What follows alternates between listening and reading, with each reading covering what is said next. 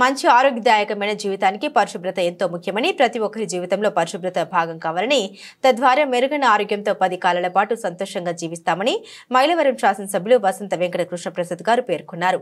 Vijayawada rural మండలం గొల్లపూడి గ్రామ పంచాయతీ కార్యాలయం వద్ద స్వచ్ఛ ఆంధ్ర స్వచ్ఛ దివాస్ 2025 కార్యక్రమాన్ని ఎంపీ కేశినేని శివనాథ్, కలెక్టర్ లక్ష్మీషా, స్థానిక ఎమ్మెల్యే వసంత కృష్ణప్రసాద్ శనివారం ప్రారంభించారు. ముందుగా జ్యోతి ప్రజ్వలన చేశారు. స్వచ్ఛ ఆంధ్ర ప్రతిజ్ఞ చేయించారు. అనంతరం ర్యాలీ నిర్వహించారు. రోడ్లను ఊడ్చి చెత్తను శుభ్రం చేశారు. ఈ కార్యక్రమంలో మైలవరం నియోజకవర్గ జనసేన పార్టీ ఇన్ఛార్జ్ అక్కల రామ్మోహన్ రావు, ఎన్డీఏ కూటమి నాయకులు పాల్గొన్నారు.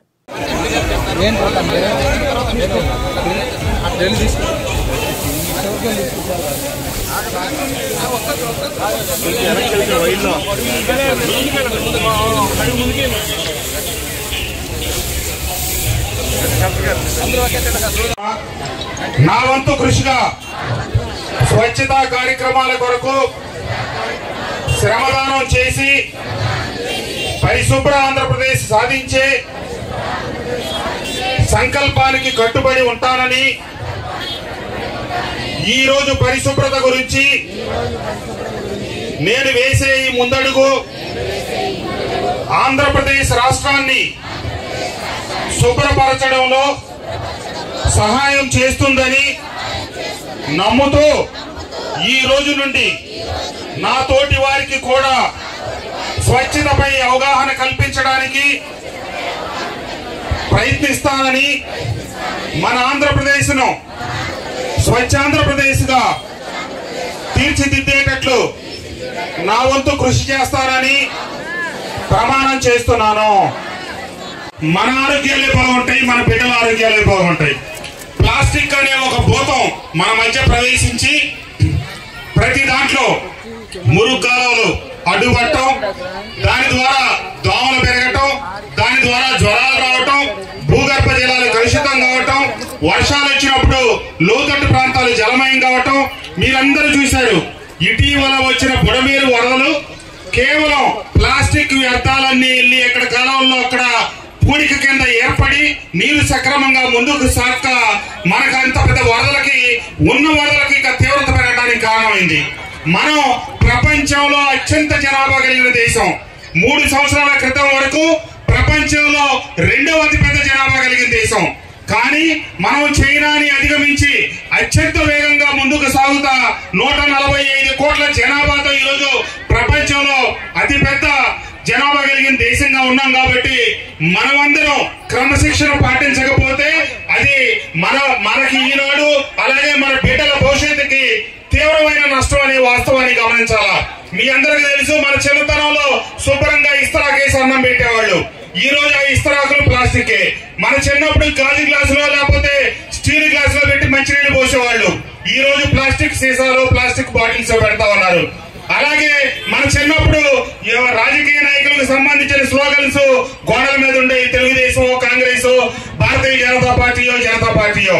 కానీ ఈ రోజు అడుగడుగున ఫ్లెక్సీలు వచ్చినాయి. ఇవన్నీ కాలుష్యమే.